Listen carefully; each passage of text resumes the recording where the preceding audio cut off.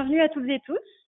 Je suis Sofiane, chargée de support technique, formation et recherche chez Géomatique et je suis très heureuse de vous retrouver cet après-midi pour une présentation des principales nouveautés de la dernière version 24.1 de Global Mapper et de son extension Pro, sortie en février dernier. Nous sommes ensemble jusqu'à 15 heures et comme d'habitude, voici quelques rappels sur le déroulement technique du webinaire. La session est en mode écoute seule. Cela signifie que vous n'avez pas la possibilité d'intervenir de vive voix. Vous avez cependant à disposition quelque part sur votre écran la console GoToWebinar qui vous permet, si vous le souhaitez, d'interagir avec moi par écrit via le panneau intitulé questions. Donc n'hésitez pas au fil des démonstrations que je m'apprête à vous proposer à poser des questions ou à formuler des remarques. J'ai moi-même ma propre console GoToWebinar bien à l'œil, ce qui me permettra de prendre vos questions au fil de la session et d'y répondre. Et puis dans tous les cas, en particulier si le temps me manque pour répondre à tous, dans le temps partie de cette session, nous produirons et vous partagerons une petite fac après le webinaire qui récapitulera et répondra à l'ensemble de vos interrogations. J'ajoute enfin que ce webinaire est enregistré et qu'il sera mis en ligne comme en novembre dernier lors de la présentation des nouveautés de la version 24.0 sur la chaîne YouTube de l'entreprise. Quelques mots également rapides sur les formations à Global Mapper proposées par Géomatique. Et pour les personnes qui ne nous connaissent pas depuis longtemps, je vous rappelle que l'entreprise est distributeur exclusif de Global Mapper pour la francophonie. Nous sommes également organisme de formation agréé par l'éditeur Blue Marble Geographics et par ailleurs certifié Calliope au titre de ses actions de formation. Cette année, nous proposons 3 sessions interentreprises de formation, de prise en main approfondie sur Global Mapper et ou sur les outils de traitement LIDAR qu'offre l'extension Pro, anciennement connue d'ailleurs sous le nom du module LIDAR. La première session a eu lieu au mois de mars dernier. La deuxième se tiendra en juin. Il est encore temps de s'inscrire d'ailleurs. Et la troisième et dernière session de l'année se déroulera en novembre. Bien sûr, nous proposons également des formations intra-entreprises avec une personnalisation possible à la demande. Et si une formation vous intéresse, que ce soit une formation inter ou intra-entreprise, vous obtiendrez plus amples informations sur notre site internet dont vous avez l'adresse ici, geomatique.fr, Global Mapper, formation. Et vous n'hésiterez bien entendu pas à nous contacter par email si vous le souhaitez à l'adresse formation@geomatique.fr. On est là pour répondre à toutes vos questions et échanger sur vos besoins si vous le souhaitez. Au sujet des formations, je vais reprocéder comme en novembre dernier en vous soumettant un petit sondage rapide. Hop. Vous devriez voir apparaître sur votre écran une question. Par quel type de formation seriez-vous intéressé? Une formation générale en ligne sur Global Mapper, une formation sur des points spécifiques de Global Mapper, une formation en présentiel, une formation plutôt en ligne ou en autonomie, ou peut-être n'avez-vous pas besoin de formation? Voilà, je vous laisse répondre et puis on regardera ensemble les réponses. Entendu, c'est noté. Merci à tous. Allez, je masque le sondage et on revient sur le diaporama.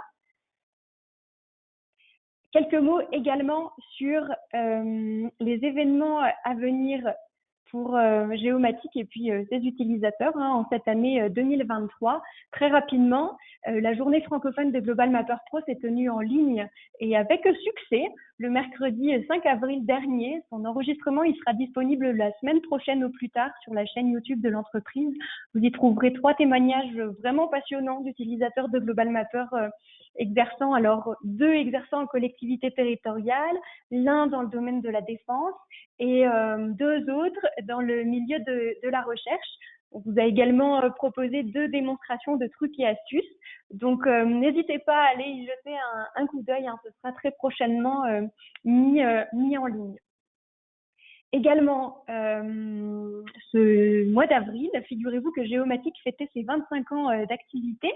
Si Global Mapper s'est rapidement ajouté au catalogue de l'entreprise dès 2005, l'aventure elle a commencé en 1998 pour Géomatique avec la distribution d'un logiciel qui vous dira peut-être quelque chose, qui se nomme Map Publisher, qui fonctionne avec Illustrator, qui intègre des fonctions de SIG dans Adobe Illustrator et qui est édité par Avenza Systems, qui est situé au Canada, à Toronto, et dont la conférence utilisateur se tiendra en ligne le mercredi 11 mai prochain, au cours de laquelle Géomatique aura le plaisir de proposer une petite présentation de 15 minutes qui mettra à l'honneur les productions de certains de nos utilisateurs francophones. Voilà, donc n'hésitez pas à venir nous écouter à cette occasion-là, et puis nous serons également présents, comme chaque année, sur le salon des Geodata Days qui se tiendra cette année les 13 et 14 septembre prochains à Reims. Voilà, pour ces quelques événements à venir, passés ou à venir. Si vous voulez vous tenir au courant des actualités de l'entreprise et en particulier des actualités de Global Mapper, je vous invite à vous inscrire à la lettre d'information de Géomatique. L'inscription peut se faire directement sur notre site internet. Vous avez l'adresse juste ici, geomatique.fr/contact/lettre. Et ce que je vais faire, c'est que je vais vous envoyer le lien également dans la barre de chat. Hop, je viens de vous l'envoyer à l'instant, donc vous devriez l'avoir dans votre console GoToWebinar dans l'onglet questions. Voilà, comme ça au moins vous l'avez à disposition.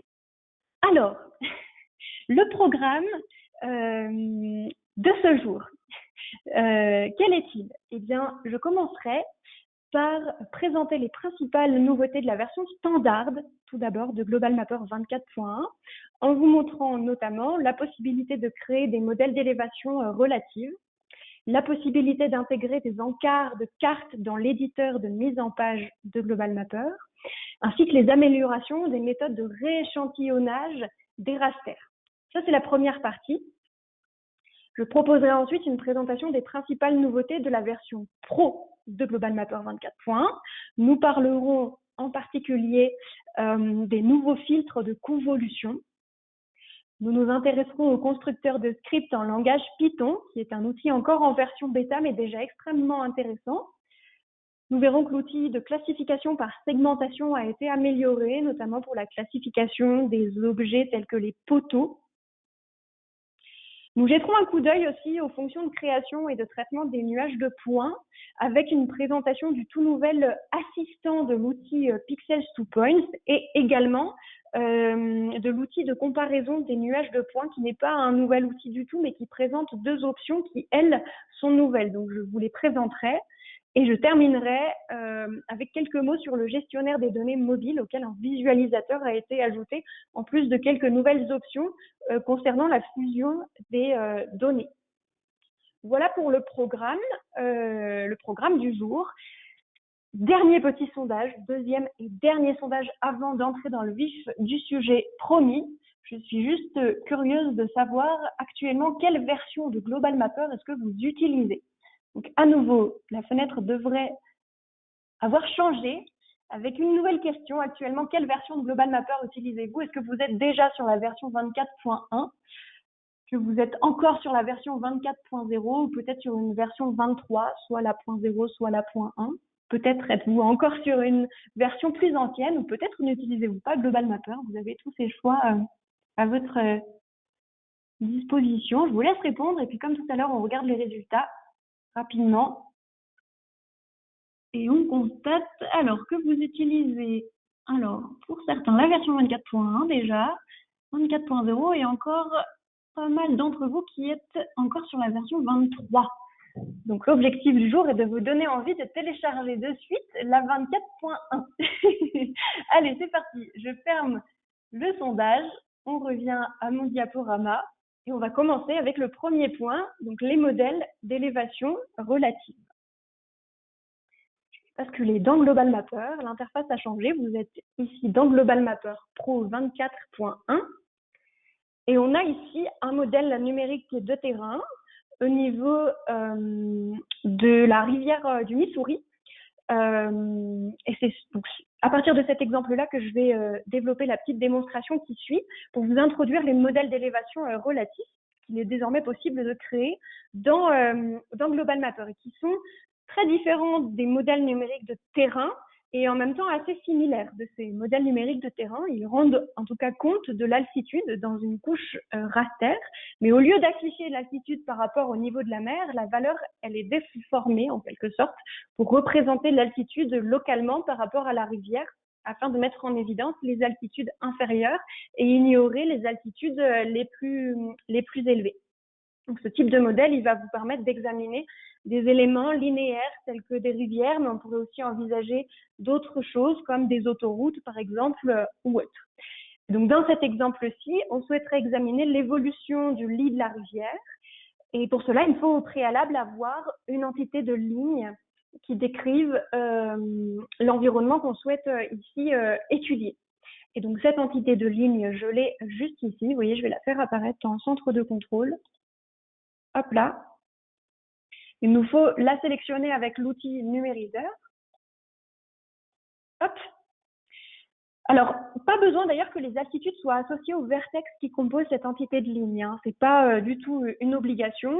C'est une entité de ligne qui peut provenir d'ailleurs de différentes sources. Hein. Soit vous l'avez vous-même créée en la numérisant, ou vous l'avez importée parce qu'elle était déjà existante par ailleurs. Ce qu'il faut, c'est que vous l'ayez dans votre espace de travail, que vous la sélectionniez, et puis ensuite, l'outil adéquat, il se situe dans le menu Analyse de Global Mapper. Créer une grille d'élévation relative à partir du terrain et de la ligne. Alors ici, notre modèle numérique de terrain, il est composé en fait de 3 tuiles. Hein. Je les laisse bien cocher ici. OK. On obtient cette fenêtre de dialogue. Alors, comment fonctionne l'outil? Il repère en fait les altitudes les plus proches tout le long de la ligne ou des lignes, parce qu'on peut en sélectionner plusieurs, de la ligne que vous avez sélectionnée, et elle utilise une méthode d'interpolation dénommée PID, pour pondération par l'inverse de la distance. L'acronyme en anglais, ce sera IDW, pour créer en fait une couche intermédiaire en arrière-plan, dans le but d'obtenir une couche qui décrive les altitudes de la rivière que Global Mapper va soustraire ensuite au modèle numérique de terrain. C'est ainsi que vous obtiendrez un modèle d'altitude relatif.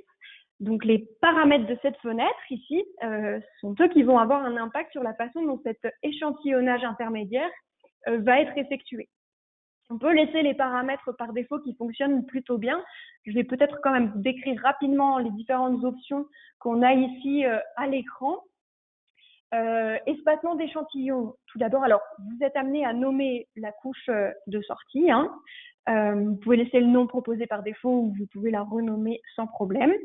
Ensuite, espacement d'échantillons. Donc, ces valeurs, elles déterminent la résolution ou la taille des cellules de la grille de votre modèle d'élévation relatif qui va être généré.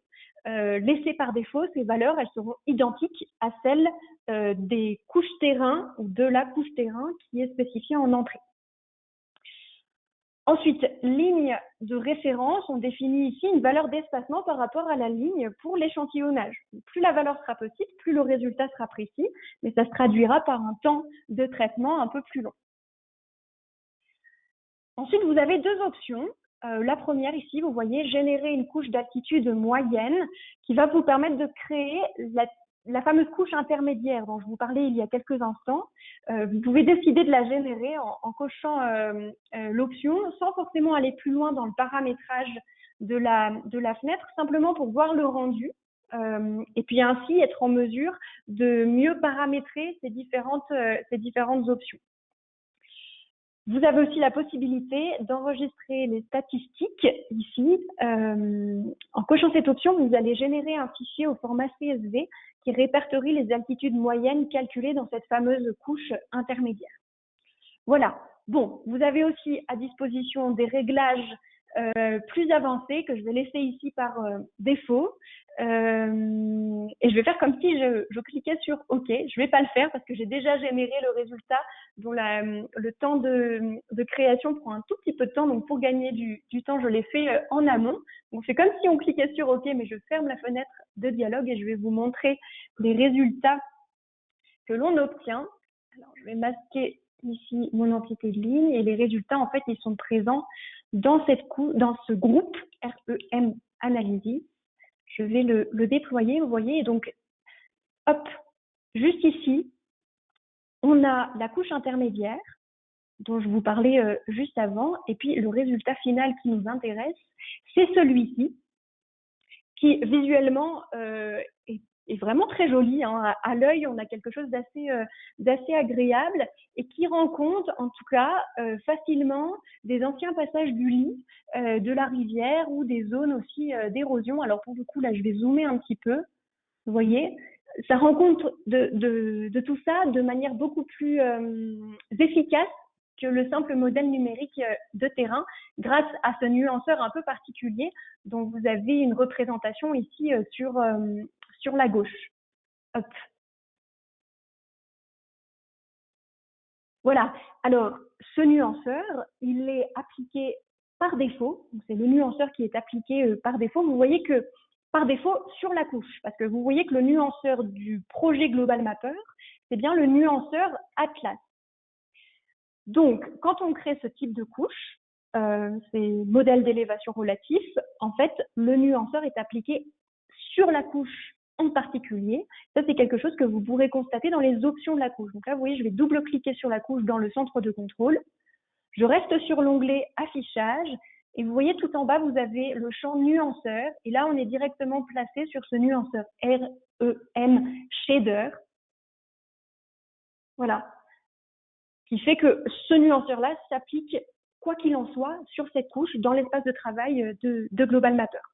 Alors, la couche qu'on voit ici, elle va pouvoir être exportée, si vous le souhaitez, au format que vous souhaitez, le géotype par exemple, ou un tout autre format.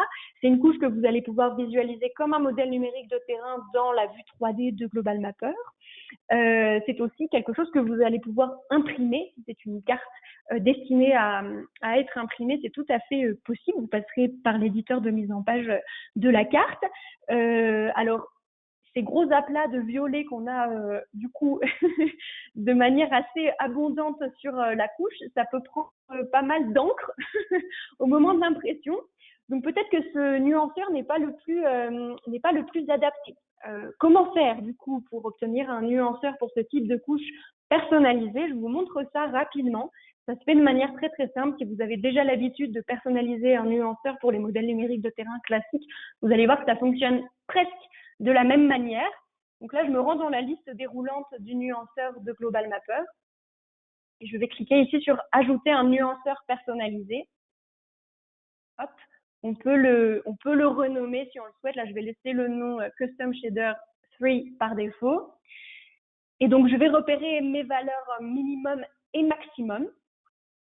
Alors là, je m'aide tout simplement de la barre d'échelle d'altitude qui se trouve ici sur la gauche. Je vais rentrer, comme je le fais d'habitude, ma première valeur pour mon premier palier, donc moins 40 mètres. Je clique sur « Ajouter ». Je choisis une couleur, je vais choisir du vert ici. OK. Je vais rentrer ma deuxième valeur, donc ma valeur maximum, 250 mètres. Je clique sur « Ajouter » et là, je vais choisir du jaune très pâle, comme ceci. OK. Bon, et là, on ne s'arrête pas là. Vous verrez qu'on a ici un petit bouton « Définir les altitudes pour qu'elles correspondent au nuanceur REM » qu'on va pouvoir cocher, sur lequel on va pouvoir cliquer. Hop. Voilà, pour faire apparaître tous les paliers intermédiaires. On va pouvoir cliquer sur OK. Voilà, donc là, rien ne s'est passé parce qu'il faut maintenant que dans les options de notre couche, on aille appliquer ce nuanceur. Donc, je retourne dans les options de ma couche, double-clic sur celle-ci, on reste sur l'onglet Affichage et dans la liste déroulante nuanceur, vous voyez, je retrouve ce nuanceur personnalisé. Je le sélectionne, je clique sur Appliquer, OK, et voilà le résultat. Pas de questions particulières? Non. Dans ce cas, je passe à la suite et je vais m'intéresser désormais aux encarts cartographiques. Alors ça, c'est quelque chose qui nous a été demandé par de nombreux utilisateurs. C'est enfin possible dans l'éditeur de mise en page de la carte, il est possible d'ajouter différentes vues. Alors, je vais changer d'espace de travail. Hop là, je vais passer sur celui-ci. On a donc, je le disais, la possibilité d'ajouter des vues 2D, 3D, voire même des profils de tracé dans l'éditeur de mise en page de la carte de Global Mapper. Donc là, j'ai un espace de travail très simple avec une image aérienne qui me donne le contexte d'une zone. J'ai également une entité de ligne qui représente le linéaire, encore une fois, d'un cours d'eau. Et puis, j'ai aussi un modèle numérique de terrain qui est juste dessous l'image aérienne.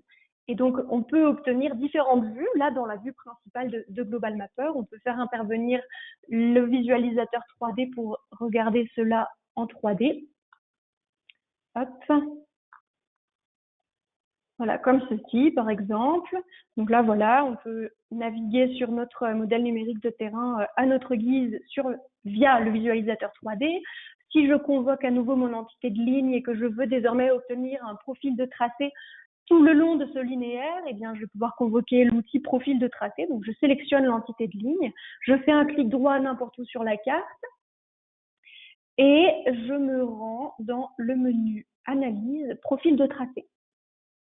Voilà, et voici notre profil de tracé qu'on va pouvoir aussi ancrer quelque part sur la carte. Hop. Et donc, ces différentes vues, en fait, ce sont des choses que l'on va pouvoir intégrer dans l'éditeur de mise en page de la carte. Et cette mise en page, je l'ai déjà préparée encore une fois pour gagner un tout petit peu de temps. Je vais la convoquer de suite. Hop, l'éditeur de mise en page de la carte, vous y avez accès juste ici. Hein. Le voici. Je vais le mettre en plein écran. Je réajuste un petit peu ma page. Voilà.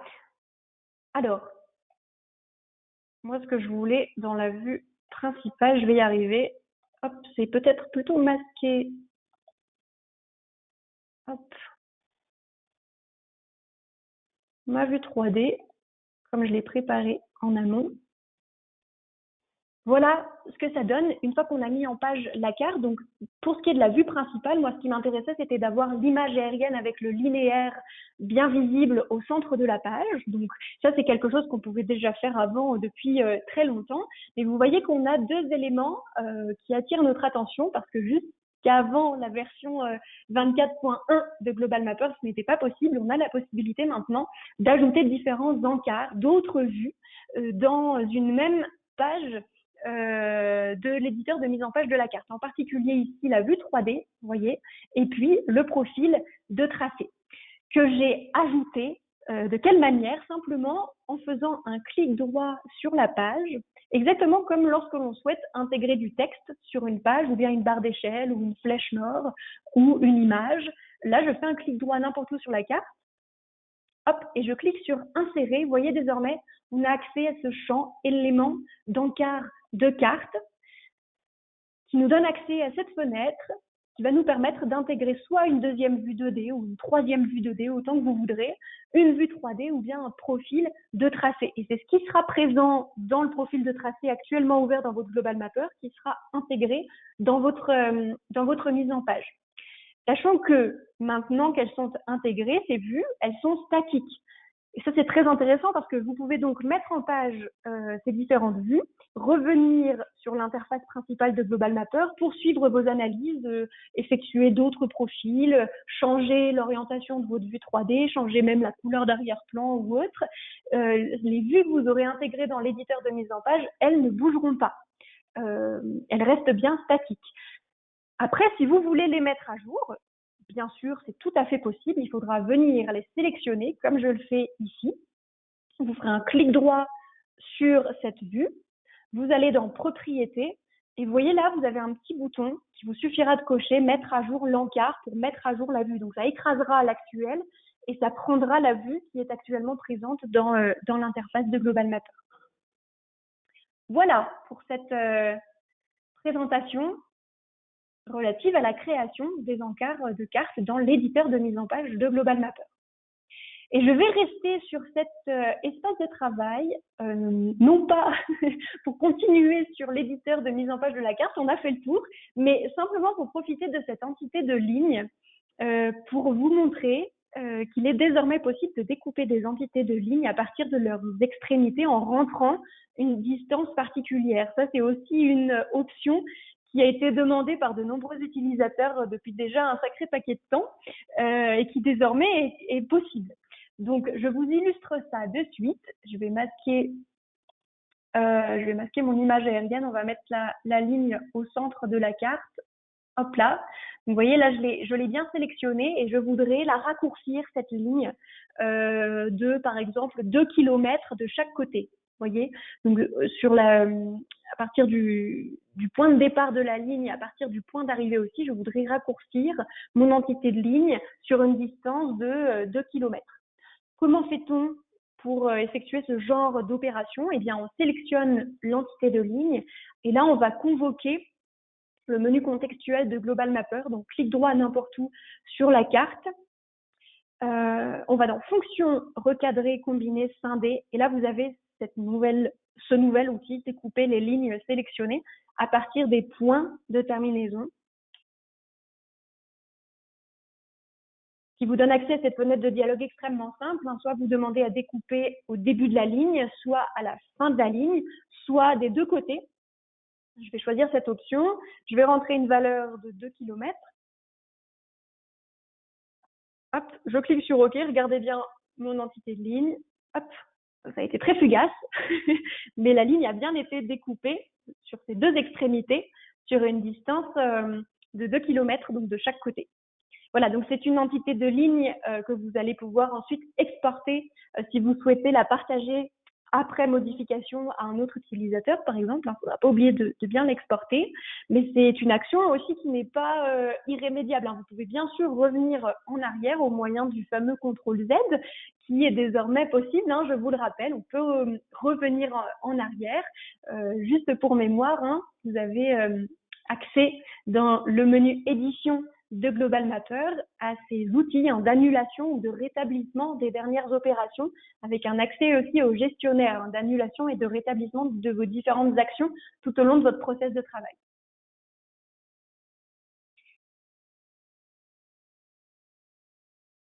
Voilà, ça c'était pour la présentation très rapide des encarts cartographiques dans l'éditeur de mise en page de Global Mapper. Je voudrais désormais qu'on s'intéresse au raster et en particulier à la manière de rééchantillonner nos données raster.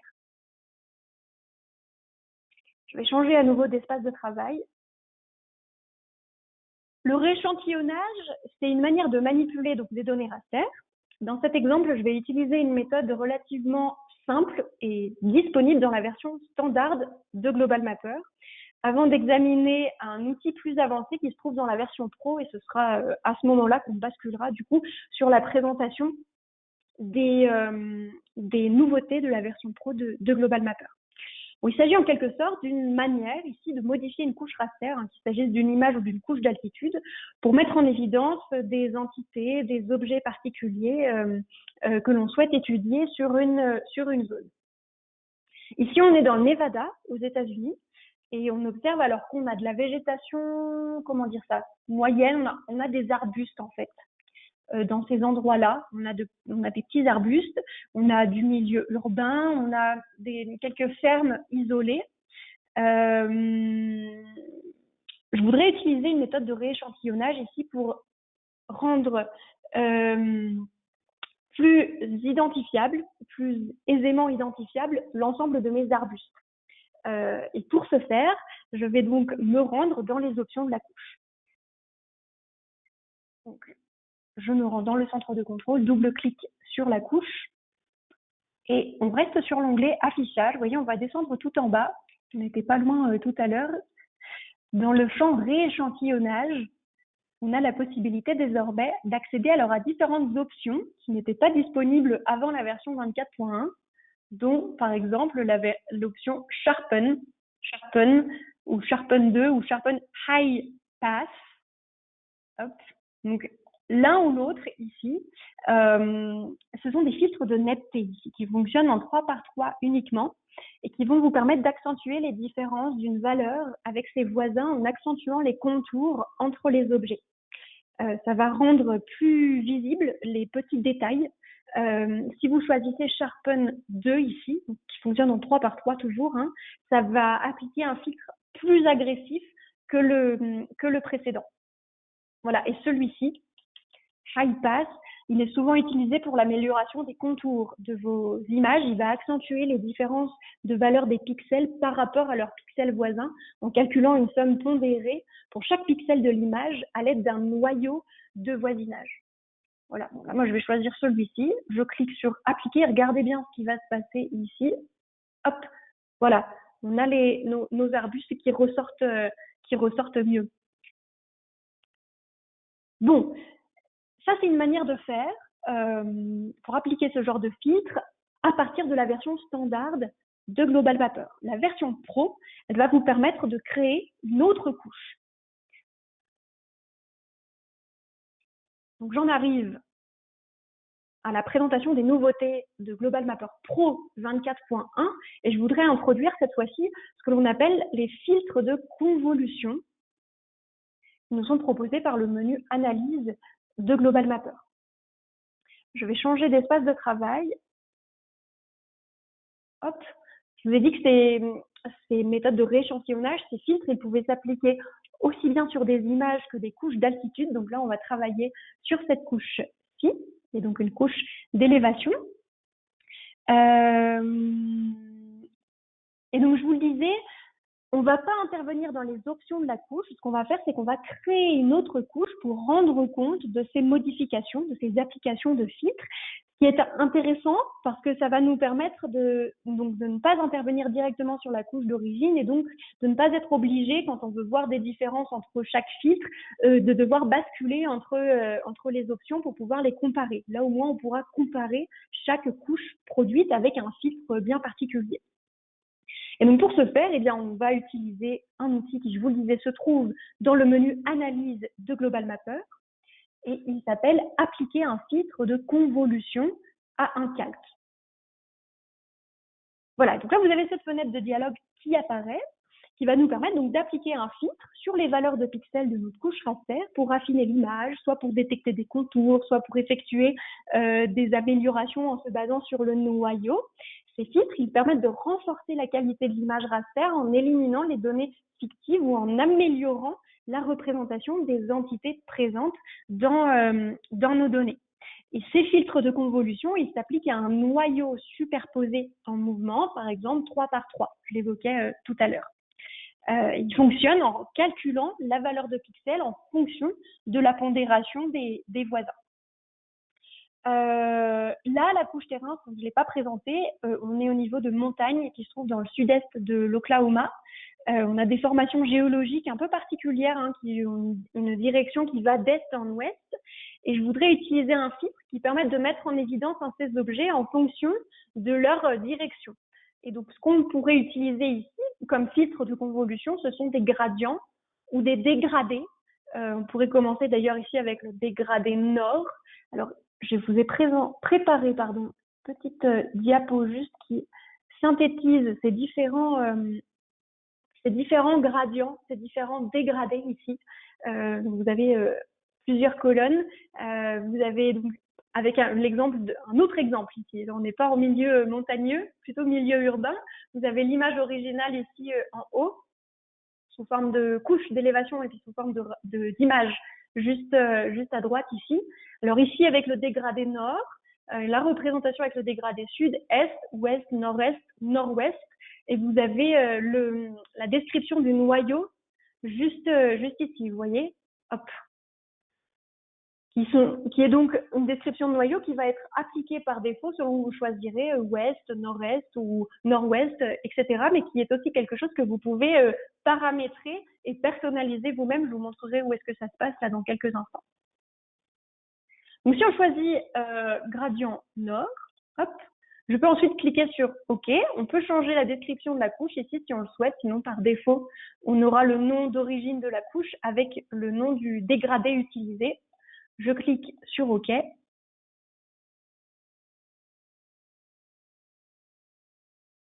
Voilà, c'est assez rapide. Je vais pouvoir zoomer un petit peu sur ma couche.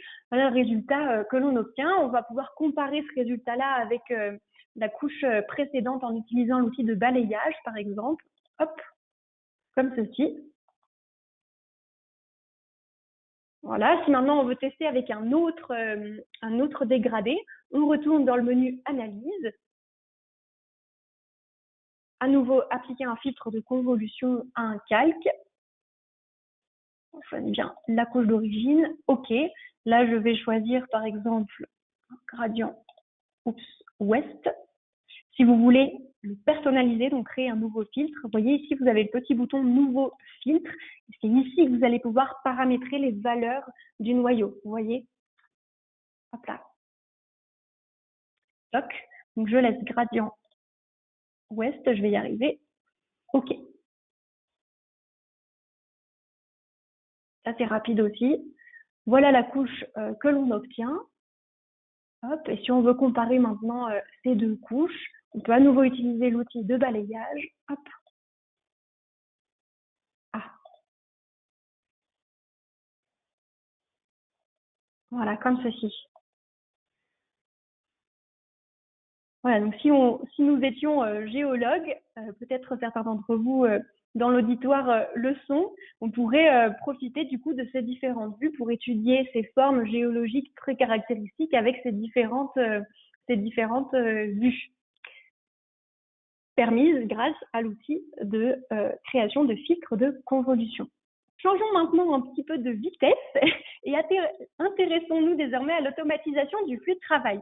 Depuis une poignée de versions, l'équipe de développement de Global Mapper s'est attachée à améliorer les outils d'automatisation. On peut citer par exemple la possibilité d'écrire des scripts en langage Python, l'intégration d'un éditeur de scripts, la colorisation syntaxique dans l'éditeur et depuis la version 24.0, la possibilité d'enregistrer vos actions sous la forme de scripts directement via la fenêtre de dialogue des outils d'analyse. Je voudrais aujourd'hui vous montrer comment est-ce qu'il est possible d'enregistrer vos actions en langage Python. C'est une possibilité qui est encore en version bêta, mais qui fonctionne déjà très bien et qui sera sans doute déjà très utile pour les personnes qui, comme moi, ne maîtrisent pas très bien ce langage, ou bien qui viennent de l'apprendre, ou qui l'ont appris il y a longtemps et qui s'y remettent, ou pour les personnes qui tout simplement veulent une méthode qui décrive leur flux de travail très rapidement et très simplement en langage Python. Alors, je bascule à nouveau dans Global Mapper, cette fois-ci dans une instance qui est vierge pour le moment. On va partir de zéro, mais on va partir de zéro en ayant au préalable ouvert le constructeur de script accessible via le menu fichier de Global Mapper, constructeur de script. C'est une petite fenêtre que moi, personnellement, j'aime bien ancrer sous le centre de contrôle. Comme ça, il ne prend pas de place, mais il est bien visible. Et vous voyez, par défaut, c'est un constructeur de script qui est déjà en mode enregistrement. Donc là, dès que je vais commencer des actions avec Global Mapper, chaque action va être enregistrée sous forme de commande dans ce constructeur de script. Et ce qui m'intéresse ici, c'est de pouvoir donc enregistrer ces commandes en langage Python. Par défaut, ces commandes sont enregistrées en langage Global Mapper, vous voyez, Global Mapper Script. Et ce qui est très pratique grâce à ces deux petits boutons, c'est qu'on peut basculer de l'un à l'autre de manière très aisée. Donc, si je veux écrire mes commandes en langage Python, je n'ai qu'à cliquer sur ce bouton, vous voyez, Python. Voilà. Alors, Global Mapper m'indique juste qu'attention, c'est un outil qui est encore en version bêta. Je clique sur OK et donc là, je vais au fur et à mesure avoir mes différentes commandes qui vont se succéder dans le constructeur de script en langage Python. Donc, c'est parti. On va commencer déjà par charger un nuage de points, par exemple. Donc, je clique ici sur Ouvrir. Je vais le chercher, ce nuage. Il est juste ici. Hop. Il va certainement falloir paramétrer ce système de projection. OK. Voilà, donc là, on a chargé une couche LIDAR. Vous voyez, on a une première ligne qui apparaît dans le constructeur de script. Voilà, une première ligne. On va désormais générer à partir de ce nuage de points LIDAR une couche terrain. Pour générer une couche terrain, eh bien, on passe par cet outil que chacun d'entre vous, si vous utilisez Global Mapper depuis déjà un petit moment, connaissez certainement, l'outil de création de grille d'altitude. Voilà, on peut nommer la couche de sortie. Voilà, MNT par exemple. On va utiliser ici comme méthode de maillage une nouvelle méthode qui a été intégrée dans la version 24.0 de Global Mapper, qui est la méthode de criage. Hop, je vais utiliser cette méthode-là. Je vais laisser le curseur à cet endroit-ci. Hop, je clique sur OK, ça devrait être assez rapide.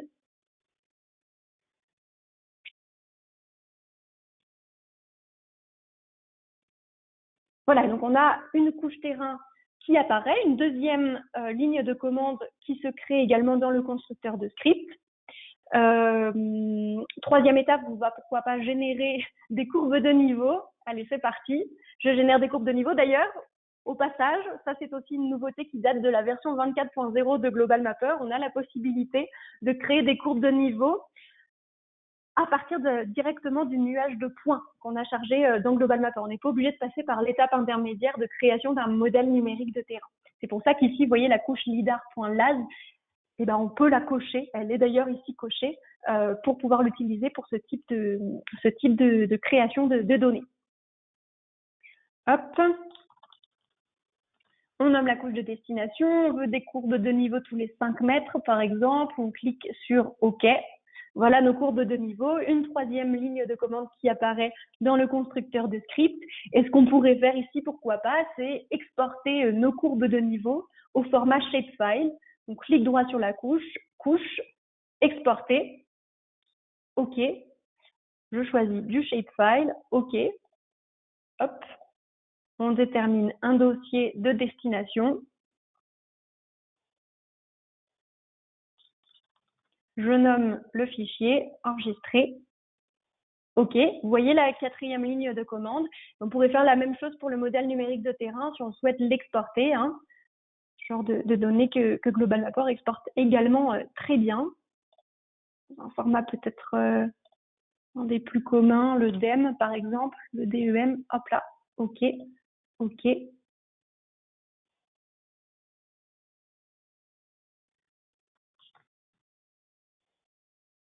Voilà. Donc là, on a nos différentes commandes qui apparaissent dans le constructeur de script. On pourrait aller plus loin dans les différentes analyses. On va s'arrêter là pour ce qui est de l'enregistrement en script. Donc, je vais cliquer sur le bouton ici « Arrêter ». Donc là, on a arrêté l'enregistrement, ce qui fait qu'on pourrait très bien continuer nos différentes analyses dans Global Mapper, mais elles ne seront plus enregistrées dans le constructeur de script.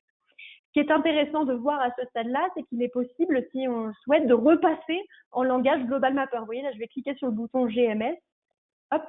Et vous voyez, on a le langage qui change. Si je veux revenir en Python, hop là, ça change vraiment de manière très, très aisée, juste en cliquant sur l'un ou l'autre de nos deux boutons. Je vais rester ici en langage Python et je voudrais maintenant pouvoir lire tout cela dans l'éditeur de script de Global Mapper. Donc pour ce faire, je n'ai qu'à cliquer sur le bouton ici éditeur pour ouvrir les commandes dans l'éditeur de script qui apparaît à l'instant, avec pareil une colorisation spécifique pour nous aider à la lecture du script qu'on va pouvoir venir modifier pour modifier par exemple les valeurs, les paramètres ou rajouter des lignes de commande à notre guise, l'exporter, etc., etc. Voilà pour ça. Alors, si vous constatez, je vous le disais, c'est une fonctionnalité qui est encore en version bêta. Si vous constatez des commandes qui ne sont pas encore prises en charge en Python, n'hésitez pas à nous écrire à support@geomatic.fr, donc à vous adresser au support technique pour nous le faire remarquer. Nous, comme ça, on le fera remonter à l'éditeur qui est très attentif à cela, voilà, pour améliorer cet outil encore en version bêta, je le disais. Pas de questions particulières? Non. Dans ce cas, je vois que le temps file à toute vitesse. On va passer à la suite. Le constructeur de script en langage Python, c'est vu. Je voudrais vous dire quelques mots sur la classification et sur les nouveautés de classification par segmentation, notamment pour la classification des objets de type poteau électrique. Donc, c'est parti. À nouveau, un nouvel espace de travail que lui aussi, on a préparé en amont pour gagner un petit peu de temps. Je vous le disais donc, l'outil de segmentation, il a été étendu pour la classification des poteaux. Ces progrès qui touchent à l'amélioration de ces outils de classification automatique, ils ont pour objectif de permettre une classification d'un large spectre des types de nuages de points collectés de différentes manières. Le lidar aérien, mais également le lidar terrestre. Pour les objets comme les poteaux, le lidar aérien, il collectera pas très bien ce type d'objet. C'est plutôt le lidar terrestre qui sera la meilleure méthode pour ça. Et cette option de segmentation, elle permet de vraiment tirer profit de ce type de nuage. Alors, cette classification, elle s'effectue à partir de l'outil qui se trouve juste là, donc dans les outils de traitement LIDAR de l'extension Pro de Global Mapper toujours.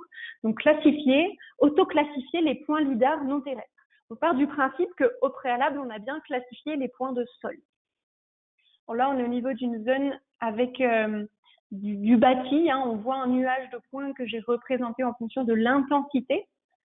Vous voyez, je l'ai déjà classifié, donc je ne vous montre pas de suite le résultat. Je représenterai le nuage en fonction de la classification juste après vous avoir présenté la fenêtre de dialogue dans laquelle se trouve la petite amélioration. Mais vous voyez déjà là les poteaux et les lignes électriques qu'on arrive à distinguer ici. C'est ça qu'on souhaite plus particulièrement classifier. Donc je clique sur l'outil en question, qui est celui-ci. On reste bien sur l'onglet méthode de segmentation. C'est une méthode qui va regrouper les points en fonction d'attributs similaires, de sorte que les points d'un même poteau possèdent en fait la même couleur de classification s'ils possèdent des valeurs d'intensité ou de courbure similaires, par exemple. Dit grossièrement, c'est comme ça que l'outil fonctionne. Comme chaque nuage de points est différent, vous avez quelques paramétrages à effectuer pour obtenir le meilleur résultat possible. Donc, dans cet onglet de classification par segmentation, Global Mapper, il va systématiquement classifier d'abord le bâti et ensuite classifier la végétation si vous le souhaitez, c'est pas obligé, et classifier les poteaux, encore une fois, si vous le souhaitez, c'est pas obligé non plus. Vous allez d'abord paramétrer la gamme, ce qu'on appelle la gamme de voisinage.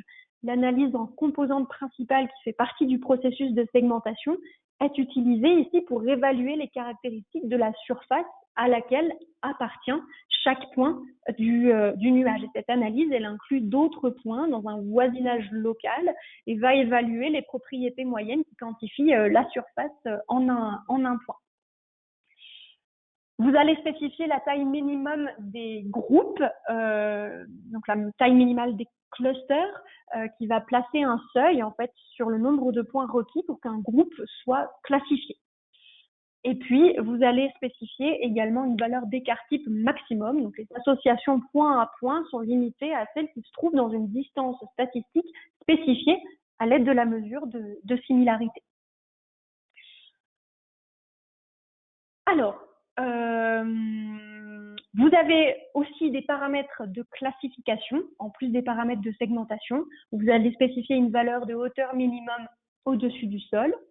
Vous décidez ou non de classifier la végétation. Même chose pour les poteaux, pour lesquels vous allez spécifier donc, un diamètre minimum et un diamètre maximum. Donc, encore une fois, vous avez connaissance minimum de la zone et des objets que vous êtes en train de classifier. Donc, on va faire comme si on lançait la classification. Je clique pas sur OK, mais on fait comme si. Je ferme la fenêtre et on va donc représenter le nuage en fonction de la classification. Il nous permet d'obtenir ce type de rendu avec ici donc des points bleus pour nos fameux poteaux électriques. Alors là, c'est vraiment là que la représentation en 3D est intéressante. On va pouvoir regarder quel résultat on obtient pour éventuellement ajuster la classification dans un second temps. On s'aperçoit par exemple qu'on a des troncs d'arbres qui ont été classifiés comme des poteaux, Alors ça, c'est quelque chose qu'on pourrait ajuster via l'une des options que je vous présentais tout à l'heure. Si c'est vraiment ponctuel à certains endroits et que vous pouvez le modifier manuellement sans que ça prenne un temps trop conséquent, n'hésitez pas à le faire. Là, par exemple, alors je vais mettre plus en vue du dessus. Hop. Oui, une zone qui s'y prête bien. Là, par exemple, vous voyez, hop, les points bleus ici qui ont été associés à de la végétation. Si finalement vous voulez remettre en points non classifiés, vous pouvez venir les sélectionner à partir de l'outil numériseur dans la vue 3D directement. Vous voyez, hop. Voilà, donc là, je les ai sélectionnés. Puis, il y a un outil très pratique qui permet du coup de changer la classification de certains points. C'est celui-ci, changer la classification LIDAR. Hop, donc là, je vais tout décocher. Moi, les points que je souhaite modifier, ce sont les points qui ont été classifiés comme poteaux. Hop, et ce que je veux, c'est les remettre en non classifiés. Donc, je sélectionne ici Unclassified, je clique sur OK. Hop, et voilà. Comme ça, ici, on n'a pas de points de poteaux à cet endroit-ci. Voilà, donc une méthode vraiment très pratique, pensez-y, que ce soit dans ce contexte ou dans un autre, pour changer rapidement et de manière efficace la classification de certains points. Alors, toujours concernant les nuages de points, j'en arrive à l'avant-dernier point de cette présentation pour vous dire quelques mots sur l'assistant Pixels to Points. Peut-être certains d'entre vous sont amenés à effectuer des traitements de photogrammétrie. Peut-être l'avez-vous déjà fait avec l'outil Pixels to Points que propose l'extension Pro de Global Mapper. Depuis la version 24.1, vous avez accès à un assistant qui va vous permettre de générer un type de rendu spécifique que vous allez vous-même spécifier de manière assez rapide pour avoir un premier résultat sur le vif et qui va vous éviter d'avoir à paramétrer cette fenêtre assez chargée en options. Donc, je vous montre ça rapidement. Je me place sur cet espace de travail, alors qui contient déjà le rendu que je souhaite obtenir. Je ne le montre pas de suite parce que la première étape, quand on a donc collecté des photos par drone, par exemple, qu'on souhaite les utiliser pour générer rapidement un nuage de points, la première étape va être d'ouvrir Global Mapper et de sélectionner l'outil Pixels to Points. Ce fameux outil Pixels to Points que j'ouvre de suite. OK. Et là, vous voyez, on a le fameux assistant Pixels to Points qui n'existait pas avant la version 24.1. Que l'on peut tout à fait ignorer si on veut aller directement sur la fenêtre de paramétrage de Pixels to Points, mais sur lequel on peut rester si on veut bénéficier de cet outil de création rapide de nos couches de sortie. Je vais d'abord charger les images que je souhaite analyser. Hop. Je vais les chercher rapidement. Elles sont ici. Vous voyez, je les sélectionne. Je clique sur Ouvrir. On a différents paramètres à spécifier, en particulier la destination, le dossier de destination du projet, que je vais, même chose, sélectionner rapidement. Ce sera celui-ci. Hop. Ensuite, on va pouvoir cliquer sur Suivant. Alors, on peut paramétrer la gestion des caméras, la position à partir du fichier, ce genre de choses, le système de projection. Et une fois qu'on a cliqué sur Suivant, on a cette fenêtre de dialogue qui apparaît, qui nous demande de sélectionner le rendu rapide que l'on souhaite obtenir. Soit une ortho-image, soit un nuage de points, un modèle 3D, une ortho-image rapide, un modèle 3D rapide. Là, je vais choisir le nuage de points 3D. Hop, je clique sur Suivant. Là, on a la possibilité de demander à Global Mapper de générer en plus, en plus du nuage de points dense, des courbes de niveau, un modèle numérique de surface, un nuage de points allégé. Là, je vais laisser le nuage de points dense. On clique sur Lancer et là, on obtient cette fameuse fenêtre de dialogue Pixels to Points qu'on pourrait paramétrer plus avant si on le souhaite, mais justement, l'idée, c'est qu'on n'est pas obligé de le faire à ce stade-là. Là, on pourrait directement cliquer sur Lancer pour rapidement déjà voir un premier résultat de la zone. Donc, je ferme la fenêtre, c'est comme si on lançait le traitement. Hop là, et je vous montre le nuage que l'on obtient dans la vue 2D et dans la vue 3D, juste ici. Hop, avec un nuage qui nous permet ici de constater qu'on a des zones, on a pas mal de zones où il manque des points. Alors c'est une zone un peu particulière, avec des bâtiments très resserrés, très verticaux, ou peut-être il s'agirait de retourner sur le terrain du coup pour reprendre d'autres vues avec un taux de recouvrement un petit peu plus élevé, d'autres vues, des vues plus variées, des angles de vue plus variés. Voilà, donc un exemple d'utilisation de cet assistant pour avoir très très rapidement, à partir d'images collectées, un exemple de rendu et voir peut-être les zones où ça cafouille et qui mériteraient d'être ajustées au moyen d'un nouveau levé.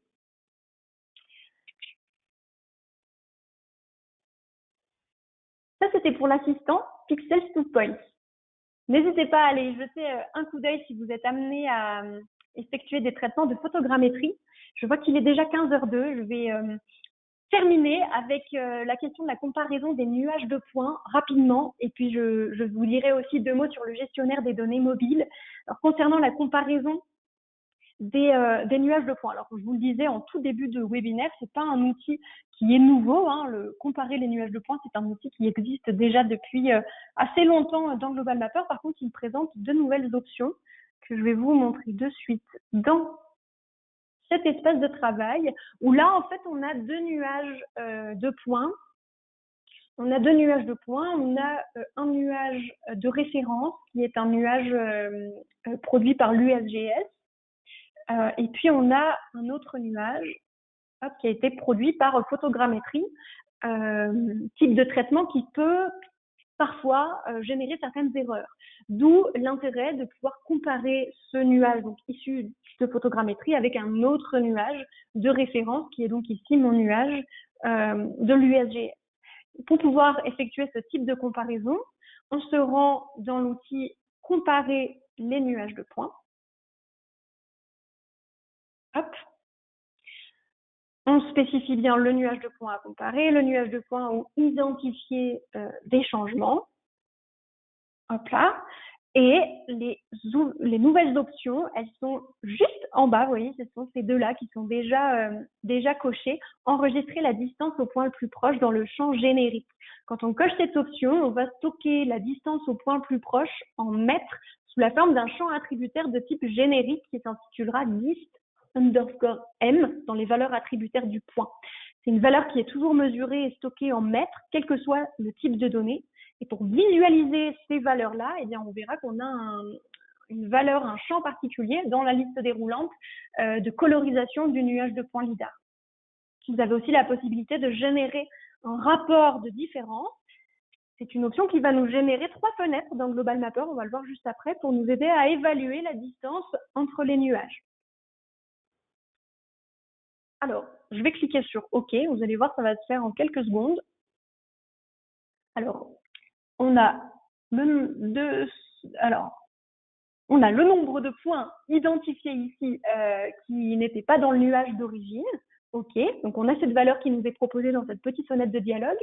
Et les points sont sélectionnés. Vous voyez, ils sont mis en évidence ici sur la carte, mais ils ne sont pas seulement sélectionnés, ils sont aussi présents dans une autre couche, dans une nouvelle couche qui a nouvellement été créée. Donc je vais masquer les 2 nuages de points d'origine pour mettre en évidence ces points-là.